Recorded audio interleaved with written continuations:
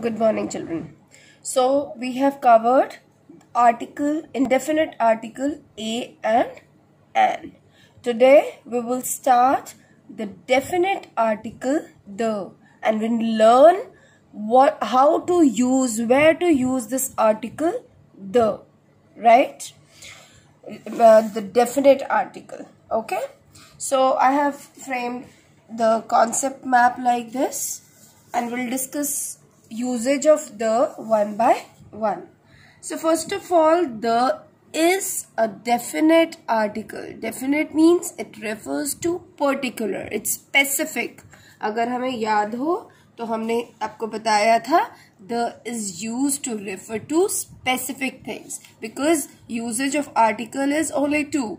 It tells about whether the noun is a general or a particular noun, right? We refer to specific thing with the. Okay, now so first usage is to refer to a particular noun or a thing already mentioned, already talked about. Now when I say this, what does it mean? Now listen to this example. I saw a monkey, right? मैंने एक बंदर देखा, a monkey. The monkey was eating banana, right? When I say like this, did you notice in the second sentence I used the before monkey, whereas in the first sentence I used a before monkey. When I used a, I mean it could be any monkey, right?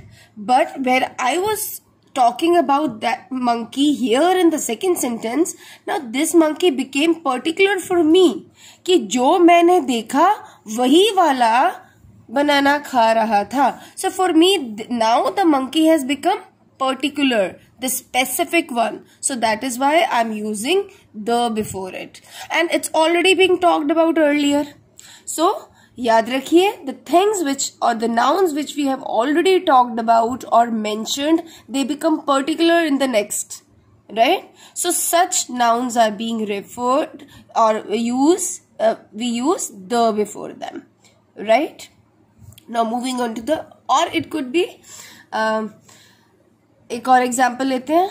The man in the red t-shirt is my father. वो आप किसी को suppose point कर रहे हैं तो it's particular, your specific, you are making the one who is in the red T shirt out of. So it's moreover. यहाँ एक और पॉइंट यूज होता है, obvious at the time of speaking, things that are obvious at the time of speaking, और that is very clear to the listener what we are talking about. अब इस point को मैं पहले लेती हूँ. इसमें क्या है, again I give you one more example. Suppose हम क्लास में बैठे हैं और टीचर बोलती है, children please close the Windows.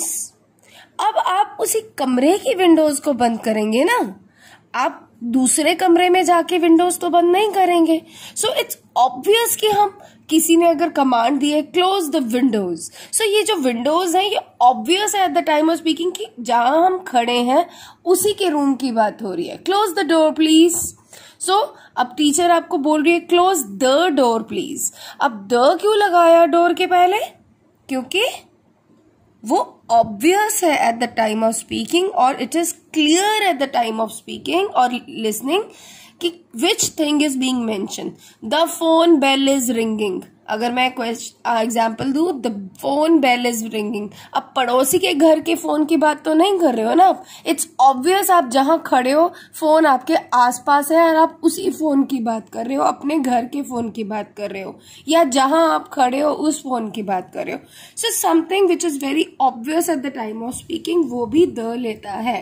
Now come to the third point. Things, unique things, one of their own kind, जैसे चंद्रमा, सूरज, तारे, ये अपने आप में यूनिक है, right? Earth, Jupiter, the names of the planets, ये सब अपने आप में यूनिक थिंग्स हैं, इनके जैसी और चीजें नहीं है. सो ऐसी चीजों के आगे भी हम द लगाते हैं. The moon, the sky, the sun. Okay, now come to the next point.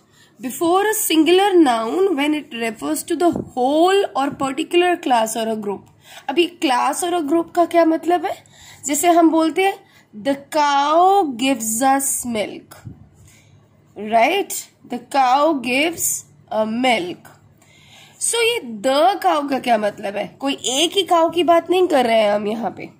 कोई ये जैसे हमने फर्स्ट में कहा था कि पर्टिकुलर काउ, ऑफ कोर्स हो सकती है पर्टिकुलर काउ, लेकिन यहाँ जो द काउ है, यहाँ कोई पर्टिकुलर एक काउ की बात नहीं कर रहे हैं, क्लास ऑफ काउ की बात कर रहे हैं कि काउ चाहे इंडिया की हो, अमेरिका की हो, काउ कहीं की भी हो, वो हमको दूध प्रोवाइड करती है, right? So here we are referring, it's a singular noun. Cow here is a singular noun, but here it is referring to the class of cows, right?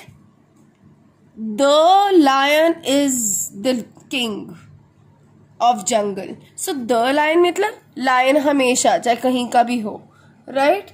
वो जंगल का king है. So we are referring to the class of lion, not a particular lion. So you have to understand where which logic is being used. बहुत सारे logics है इसके, ठीक है?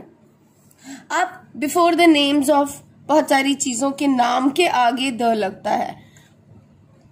Rivers, mountain ranges, not mountains only, mountain ranges जिनकी chains हैं हमारी, right? The Himalayas, the Alps, the Ganga, right? The Kaveri, seas and river, seas and oceans, the Pacific Ocean, the Atlantic Ocean. Holy books means the Bhagavad Gita, the Ramayana, the Bible. Newspapers के नाम के आगे भी लगता है the Times of India, right? The Hindu is a name of newspaper as well, okay? Races and communities. Races means like the Mughals, the British, right? Communities, the Hindu, the Muslims.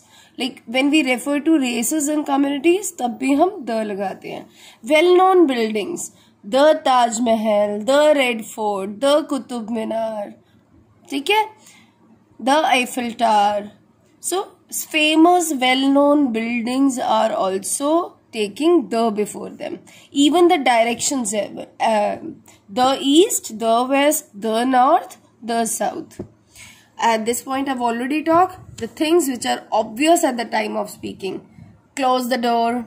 The door must be obvious, right, at the time of speaking.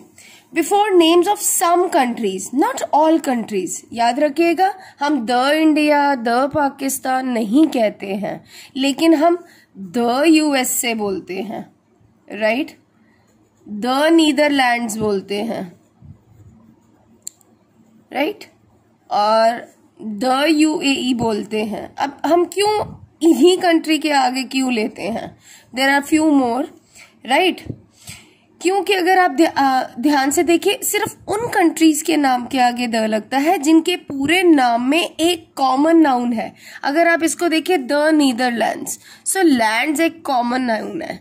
The United Arabian Emirates, सो यहाँ एक noun बीच में, इनके नाम के आगे Arabian Emirates, बीच में the United States of America. So यहाँ पे इनके नाम में ही एक कॉमन नाउन इंक्लूडेड है, क्लब्ड है. तो ऐसे कंट्रीज के नेम के आगे द लगता है, okay?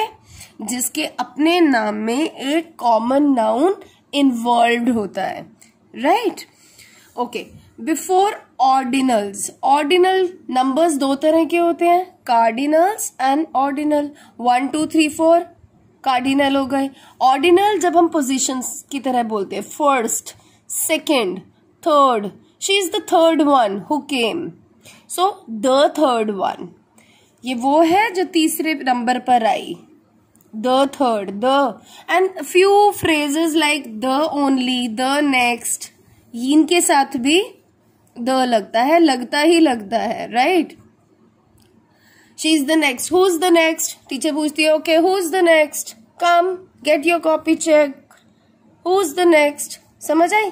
She is the only child of her parents, the only child. So only, next, ऐसे फ्रेजेस के साथ भी द लगता है, ऑर्डिनल नंबर्स के साथ भी द लगता है. She is the first, she came the first. ठीक है, okay. Before the adjectives in superlative degree, अगर आपको याद हो जब हमने एडजेक्टिव्स किया था तो हमने डिग्रीज ऑफ कंपैरिजन किए थे. तो 3 डिग्रीज कौन सी थी? Positive, comparative and superlative. Good, better, best. तो बेस्ट के साथ क्या लगेगा? द.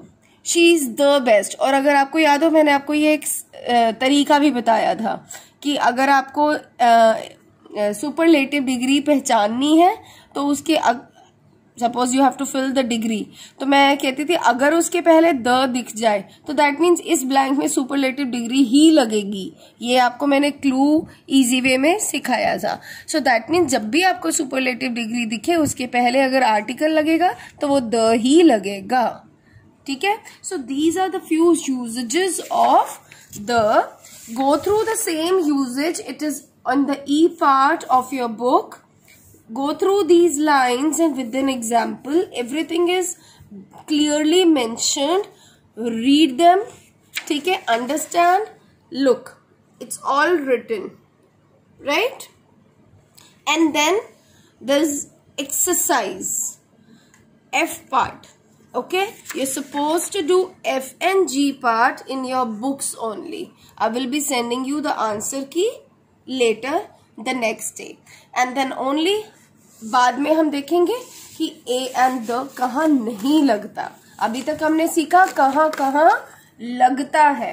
अब हमारा सिर्फ एक पॉइंट और देखना क्या रह गया, कहाँ नहीं लगता. Okay, so that's all for today. Thank you.